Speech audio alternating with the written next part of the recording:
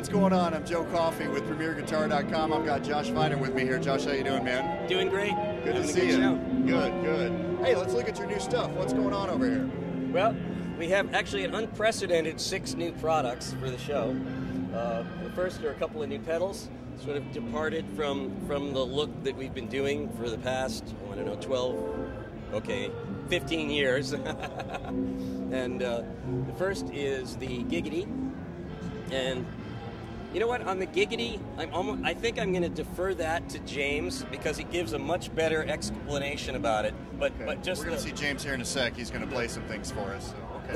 The quick overview of the Giggity was simply that it's sort of in the vein of an overdrive pedal, but that it was specifically designed to be able to work at the end of the chain, which makes for a little interesting slant on what you do gain structuring and what you do EQ wise. But better to let him explain it, and he can give you a demonstration.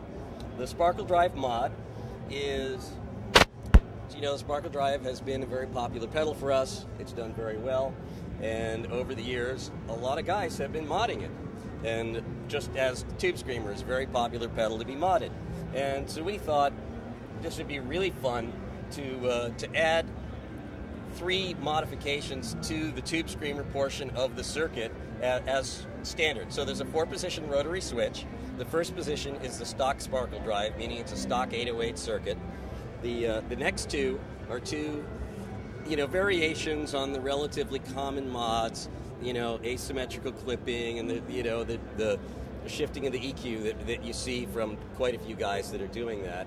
And then the third one is, since you have those available to you, then we could go out on a limb and do something that was just different. And that was just a fun thing that I came up with in an afternoon of playing around, which I just thought it was fun to kind of shift the bottom end down, and so you get like that tight bottom end and scoop out the mids and add a little sizzle on top.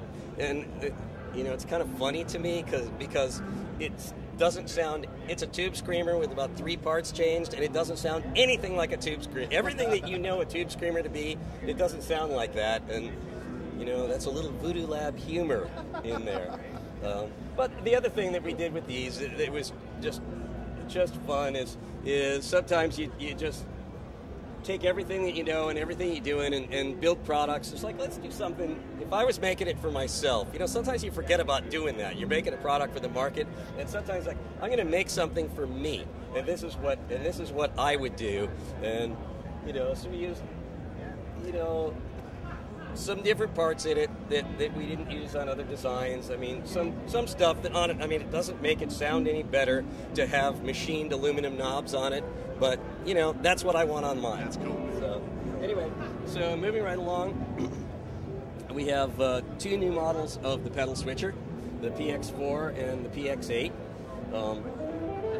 The idea behind these is really what we've been seeing with guys is, most of the time when guys are getting pedal switchers and a Commander pedal switchers and wanting to add automation and presets, they're buying 2 of the existing pedal switchers, which are 4 loops each.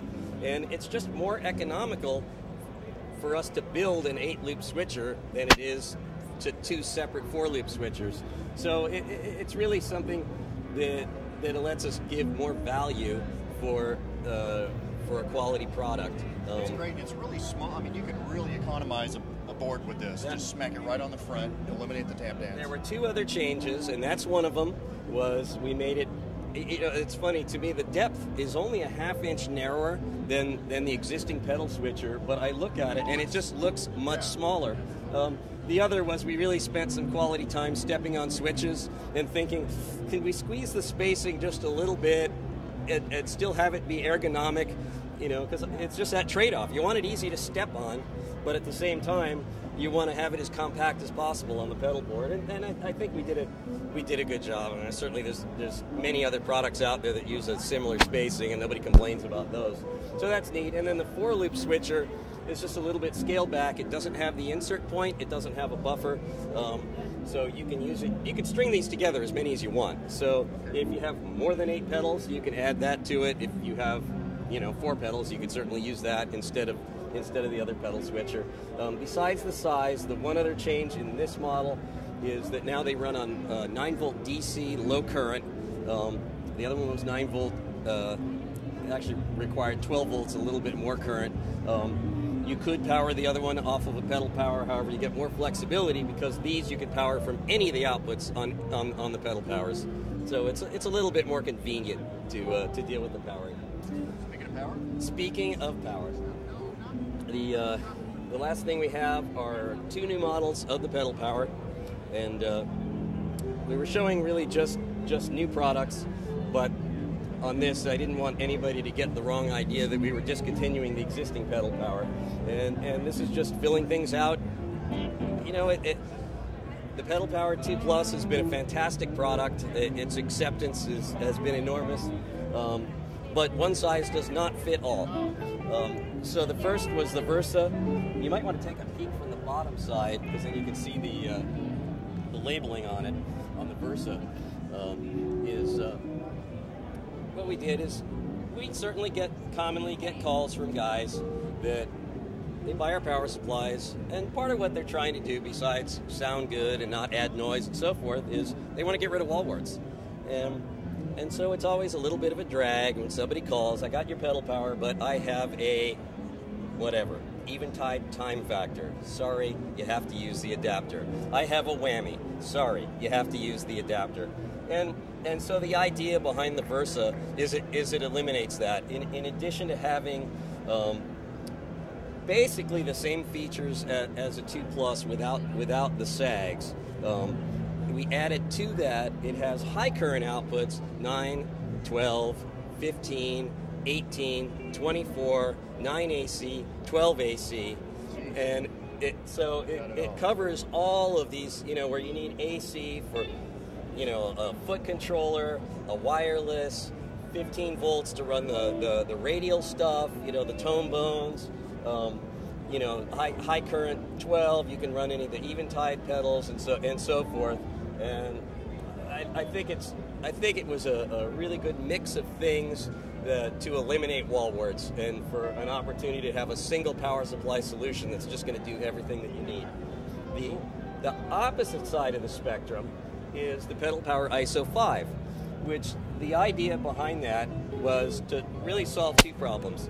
And the first is to have a lower cost solution for an isolated power supply, which, as far as I'm aware, doesn't really exist. We're a big proponent of isolation on the power supplies. It eliminates interaction between the pedals. I mean, from day one with the pedal power, that was the single focus, is doing this so you could plug stuff in willy-nilly. It sounds good, there's no added noise. So it's a lower cost power supply with isolation.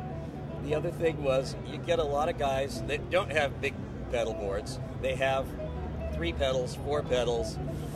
It's a little tough to justify a Pedal Power 2 Plus with 8 isolated sections. It's a more expensive product, and you really don't need it. And so the ISO 5 is a solution for that. And in addition, an interesting little twist was we used the same size, get a little techie here, we used the same size core for the transformer that we used in the 2 Plus. And what that allowed us to do, since we only have 5 isolated sections instead of 8, is take the available power in the core and add it to one section and have a higher current section. So there's a 9 and 12 DC section that you can get very conservatively 400 milliamps out of. So that means that the ISO 5 can in fact power, you know, the TC Nova, the Eventide pedals, which is kind of cool. And it also has a dedicated 18 volt output, whereas with the 2 Plus, we have a cable to add them in series, which you can do because it's isolated, but you don't have to mess with a custom cable. You just plug it in and it's 18 volts. Josh, if people want to find out more, where can they go online? Oh, I'd go to www.voodolab.com, Joe. All right. Thanks, man. I'm Joe Coffey. You're watching PremierGuitar.com.